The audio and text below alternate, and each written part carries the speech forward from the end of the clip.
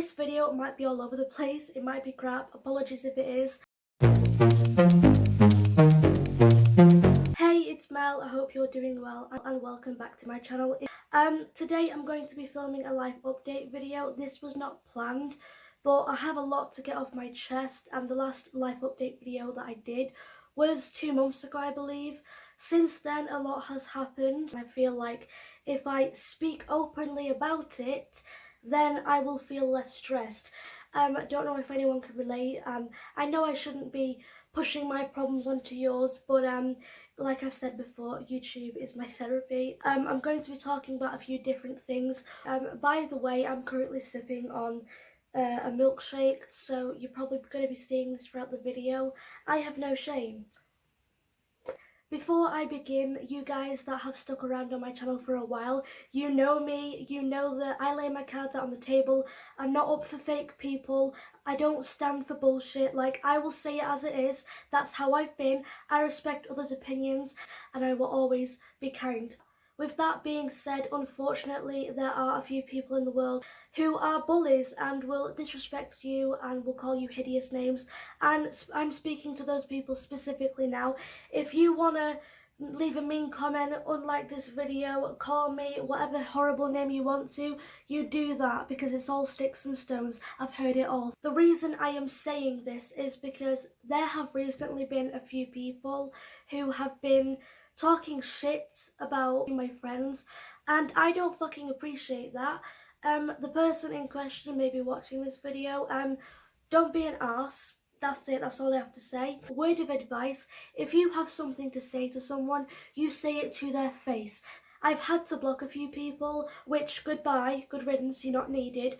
Now I'm just gonna have a little rant about a few things that have been going on recently. Hope you guys don't mind. The first one being that my bed broke. It just collapsed. I nearly fell through the damn thing. Yeah, I'm sure some of you find that really hilarious. But in the moment, I was pissed, like Hulk level rage. Like, bear in mind we're in November, like it's nearly Christmas time. It's not the best time for my bed to break. It broke because the wood paneling under it that holds the bed up snapped, and half of them just fell out, okay? The location where the wood paneling snapped is where my head lays, where my pillow is, and like half of my body. Not only did my bed break on the same day, but my fan that usually is here on my bedside table, that broke, and then my phone charger, like the wire is exposed, it's looking dangerous, I need to replace that. Like, I'm just so angry, things around me just seem to be breaking all of a sudden. Not to mention the lights in my room, you guys have probably seen these in videos, they're attached to my clothing rack. These have been flickering non-stop. The lights that are attached to my bed frame, they've been flickering non-stop. The main light's been flickering. The lamp in the corner, which you can't see, which I've mentioned before, that's been flickering. It's a bit weird. The lights are flickering, no explanation for it, and it's weird because every single light in the house, apart from mine, is fine.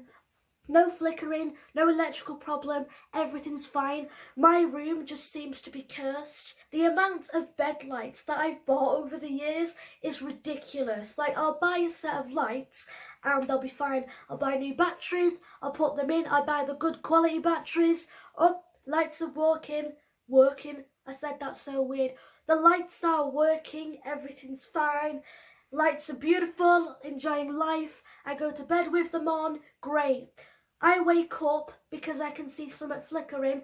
Oh, the lights are having an epileptic fit themselves. They just keep going on and off, on and off. Bear in mind that I don't own any lights that have that flickering motion on it. It's a simple on and off LED switch, okay? Every single set of lights that I've bought, whether it's for my bed, you know, a mirror, a clothing rack, within 2 days of me using them, bear in mind I turn them off at night, they just break, they start flickering, and I buy good quality lights. And I'm honestly debating just removing the lights out of my room, just taking them out and just never buying a set of lights again. Now moving on to more serious stuff, this is about my insomnia and my health.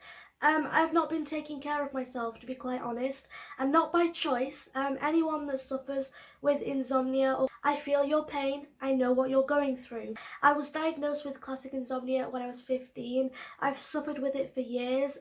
Sleeping problems run in both sides of my family. My sleeping schedule is a total wreck. It's a nightmare. If I get 4 hours of sleep, I consider that an achievement. So I'll be in bed by 10 p.m. and I'll fall asleep by 5 or 6 in the morning, and then I'll wake up at 2 or 3 in the afternoon, and I've just wasted half a day. I'm up all hours of the night and I'm asleep during the day. I'm just like a vampire. I shouldn't really be joking about this, but you guys know me. I can't take anything seriously. Here's the thing. Because I'm awake all hours of the night, there'll be a point during the night where I get really hungry. I'll go downstairs, I'll have a small bowl of cereal or a sandwich or toast, something, and then I'll just eat that and go back to bed.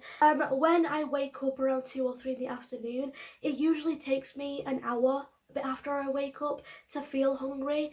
What I'm trying to say is I'll usually have 2 meals a day. Not even full meals, and because of that I've been getting headaches, searing headaches. I've been feeling really tired and sick and really weak. Bear in mind there are days where I need to film, so I'll be running on 2 hours of sleep, and that's obviously not healthy for my mind, for my body. Over the years, I've tried different sleeping pills. None of them work 100%, they only work half the time. The pills that kind of help me are Nitol, but like I've said, they don't work 100%. I can last 3 days without sleep. I'm beginning to think that I don't just have classic insomnia, but I have instead chronic insomnia, which is worse. I know there's different types of it. So yeah, that's what I've been dealing with recently. My stress levels are so high. Honestly, if anyone knows any remedies or any other types of medication that can help with insomnia, feel free, please leave them in the comment section down below. Now I'm gonna rant a little bit about the NHS crisis. You've probably heard about this or seen it in the news, and the reason it's going to crap is because the government are not funding the NHS, they're not giving the NHS enough money. Ambulances are getting delayed. Yes, believe it or not, we're running out of ambulances, okay? There is not enough staff at hospitals. People are leaving their jobs at hospitals because they're getting underpaid. I know COVID is still very much alive. It's still a thing. There are people out there who have COVID and they're very sick, and they've been picked up, I should say, from their home and then taken to the hospital. The excuse that I've been given by a paramedic when I got picked up from someone's wedding a few months ago because I had a fit was that we're running out of ambulances because we're picking up many COVID patients. Okay. From the time that I had the epileptic fit, in my mind, I just thought I was in the fit for maybe a few minutes. No, I was having a fit for half an hour, bitch. Half an hour. It took the ambulance half an hour to get to me at 11 o'clock at night. There's no traffic about. I was so pissed when I found that out.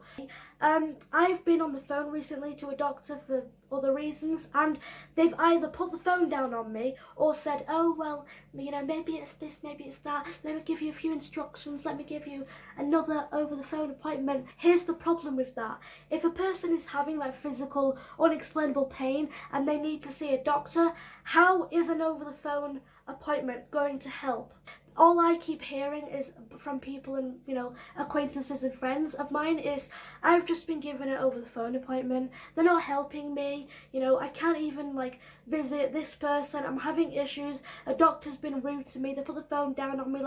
These are ongoing issues, and we are just getting nowhere, to be quite honest. I know the hospitals are understaffed. There's not enough room. People are suffering. It's becoming a real problem. I know they have to make tough decisions as a doctor or nurse. By the way, I find it so messed up that if you have COVID, you have a more chance of having more medical help, more nice people around you, okay? You just get treated way better than just a normal person who does not have COVID, okay? Someone I know, I don't want to say this person's name out of privacy, but someone I've known this person for years, okay?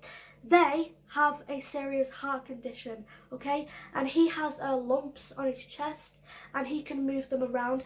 If there is a lump on your chest, That is not normal and you need to go and see a doctor immediately. At first the doctors were very nice with him. They did a bunch of tests, a bunch of x-rays, and they finally said, okay, we can see the, lumps on your chest, we'll get to the bottom of that. But that never happened. Instead, his case was dropped. Bear in mind, this person I'm talking about had a stroke in January last year. That's pretty much what's happened with him. Like, he's just been denied help, his case has been closed, and I am so mad. That's not acceptable. It's not right. It's just been really hectic recently, not only for me, but for like friends and family who are also having problems like with doctors in the NHS and they can't get through to them, and it's too much. I really do think that the NHS needs to be given funding, and there's just a few doctors and nurses out there that are not giving it their best shot and helping people out. Lately I've just been having really bad experiences with doctors. It's like they've just given up on helping us normal people, and all they're interested in is curing COVID patients. Maybe that's just me, I don't know. But anyway, that's all I have to say, I think. Oh no, it's not. I tell a lie. This happened 2 months ago, and it's the reason why I'm so on edge. Now, in order to get into our back garden, there is a wooden fence at the front of our house.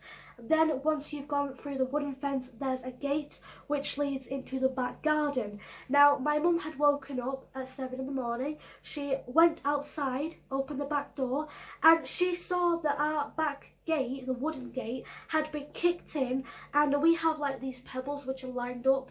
It's usually the place where the bins are kept.